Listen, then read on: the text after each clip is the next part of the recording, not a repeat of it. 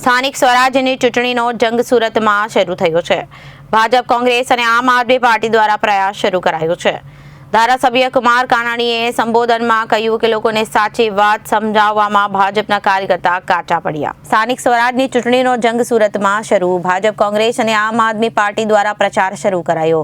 ધારાસભ્ય કુમાર કાનાણીએ સંબોધનમાં કહ્યું કે લોકોની સાચી વાત સમજાવવા ભાજપના કાર્યકર્તા કાચા પડ્યા। વોર્ડ નંબર 4 ની મધ્યસ્થ કાર્યાલય ખાતે એમએલએ કુમાર કાનાણીએ કાર્યકર્તાઓને સંબોધન કર્યું। વરાછા વિધાનસભાના ધારાસભ્ય કુમાર કાનાણીએ કાર્યકર્તાઓનું કહ્યું કે આપણે લોકોની સાચી વાત સમજાવવા કાચા પડ્યા। રાઇટ ટુ એજ્યુકેશનમાં લાખો વિદ્યાર્થીઓ પ્રાઇવેટ શાળામાં ફ્રીમાં ભણે છે।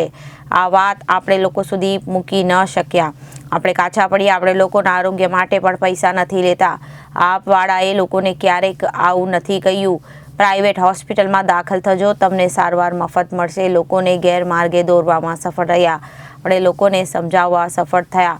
5 વર્ષ સુધી રેશનિંગ કૌભાંડ, બાંધકામ કૌભાંડ કરનારા આ પાયાઓ ચૂંટણી આવતા જ હવે સુંદરકાંડ। હવે આ વાતને લોકોને આપણે કહેવી પડશે। રામનવમીનો જેનો વિરોધ કર્યો આજે લોકોને રામનવમીની શુભેચ્છા પાઠવે છે અને કથામાં જાય છે, સાધુ સંતોના પગમાં પડે છે। કે પીપી સોણે ભરજો અને ફી ભરજો કોઈ કીધું?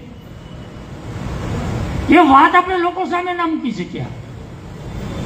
રાઇટ ટુ એજ્યુકેશનની અંદર લાખો વિદ્યાર્થીઓ પ્રાઇવેટ સ્કૂલમાં ભણે અને સરકાર એની ફી આપે, સરકાર એને કપડાં આપે, બૂટ આપે, એના દફતરના પૈસા આપે। એ વાત આપણે લોકોને કરી ના શક્યા। આપણે કાચા પડ્યા। આરોગ્ય મદદ આપીશું તો આપણે ક્યાં પૈસા લઈએ છીએ?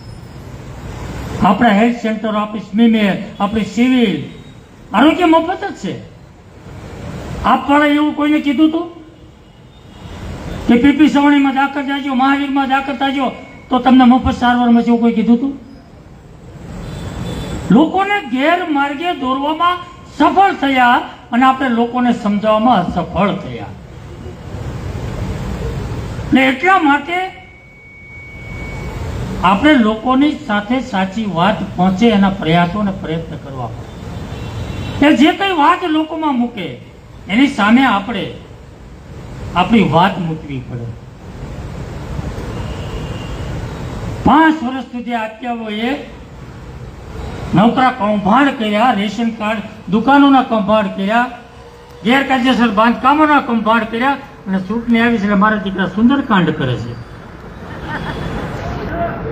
આ લોકોને આપણે કહેવું પડે। અત્યાર સુધી ભ્રષ્ટાચારના કાંડ કરે ને હવે સુંદરકાંડ કરે, આપણે કહેવું પડે। રામ મંદિરનો વિરોધ કર્યો, 370 ની કલમનો વિરોધ કર્યો, અત્યારે રામનવમીની શુભેચ્છાઓ પાઠવે છે, કથાઓમાં જાય છે, સાધુ સંતોને પગમાં પડે છે। આવા કાચિંડાઓને ઓળખવા માટેનો પ્રયાસ લોકોએ કરવો જોઈએ। એ વાત આપણે લોકો સાથે કરવી, લોકોને સાચી વાત સમજાય એવી વાત કરવી પડે આપણે। Reporter Arvind Rathod, Janadesh news, Surat.